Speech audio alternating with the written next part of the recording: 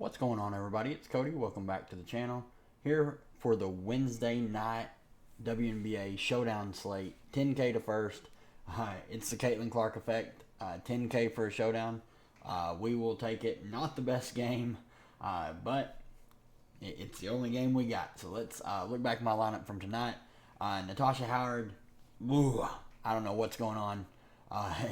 20% owned Natasha Howard, and she busts so big, so frustrating. Emily Inksler, though, 20% went absolutely nuclear. Not sure what Washington's doing. They're actually playing their bench more than their starters, which is super, super weird. I have just a mega chalky lineup. I'm surprised by Celeste Taylor's ownership. I didn't think she'd get up to 50%.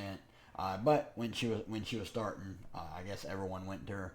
DT was arguably my favorite play on the slate besides Asia Wilson. So hopefully, I should cash with literal ease playing Inksler, but and a lot of just the first game and pretty much almost all of Dallas busted hard. So it should be, if you stack the late games, you should absolutely smash. Let's look at the odds for this game, and then we will break it down team by team. Sparks are 12.5-point underdogs on the road in Indy, over under 173.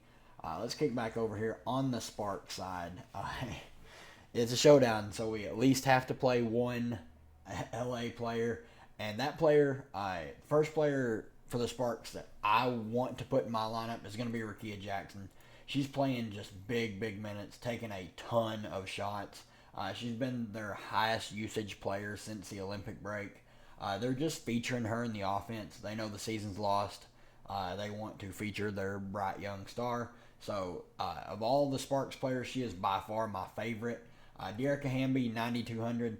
Minutes were awful. Obviously, the game was over after the first quarter.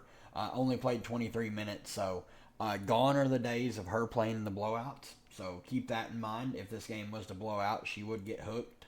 Odyssey Sims played 34 minutes. Whatever. That's so weird. Ari McDonald, fresh off of her injury, back and played 3 minutes. So they're playing Sims over Ari McDonald. Sims, who they picked up off the street. Whatever. Kurt, good luck guessing what he's going to do. I'm not paying $7,200 for Odyssey Sims. If you want to be my guest. Zura Stevens, 6,400, played 11 minutes. You go down here, Stephanie Talbot played 28 minutes. She got a little bit extended because of the blowout. She played with the second string. Lee Uru played 23 minutes. So if you think the Sparks get blown out, you should absolutely dip down and play some of these cheaper plays. If you think the game is somewhat competitive, you probably want to play like a Rakia Jackson, maybe a Hamby, or maybe a Azura Stevens who's underpriced. But really, like, you can take shots on Burrell, who's a good shooter. I don't really want to play Nurse.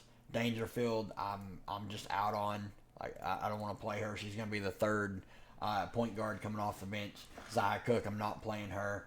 Really, a lot of my interest is going to lie on the Indiana side. We do have news. Timmy Fagbinley is questionable due to a right shoulder injury. She's an older woman, so she's banged up. So she's been going through a couple different injuries. Her minutes are going to have to go somewhere. If she's out, they would go to Dantas, who they have priced up to 4,800. She's been seeing consistent minutes of late. She's a good scorer, good fantasy point per minute player. So I actually really like her, even if Fagbinley plays. Would really like her if Fagbinley was out. Pretty much everyone else down here, like Wheeler, she's getting some minutes. Like, she's at least touching the floor. And at 2,400, you got to save salary somewhere. So I think she's in play. Katie Lou, 8 minutes. She's almost been phased completely out of the rotation. Lexi Hull all the way up to 6,800. What a revelation it's been.